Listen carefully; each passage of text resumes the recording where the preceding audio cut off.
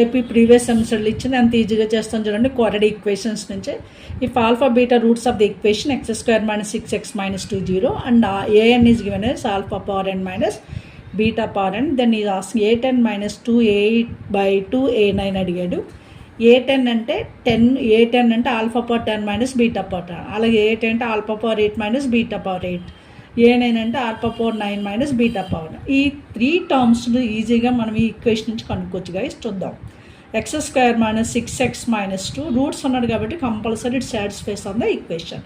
ఇప్పుడు highest degree term ఏంటి x², మనకి హైయెస్ట్ వాల్యూ 10 కాబట్టి ముందు ఆల్ఫా పవర్ x² ప్లేస్లో ఆల్ఫా పవర్ 10 పెట్టండి, ఎక్స్ ప్లేస్లో ఆల్ఫా పవర్ 9 పెట్టండి, కాన్స్టెంట్ ప్లేస్లో 2 × 8 10 ఆల్ఫా పవర్ 8 ఇది.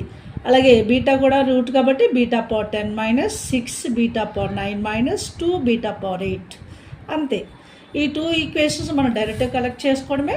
తర్వాత మనకి alpha power n minus beta power n అంటే alpha power 10 minus beta power 10 కావాలి కాబట్టి ఈక్వేషన్ 1 2 అనుకుంటే 1 - 2 చేస్తాం అనుకోండి. 1 - 2 చేస్తే అవుతుంది alpha power 10 minus beta power 10, అది a10 మైనస్ 6 కామన్ తీస్తే alpha power 9 beta power 9 is a9 minus 2 times of alpha power 8 minus beta power 8 is a8 is equals to 0.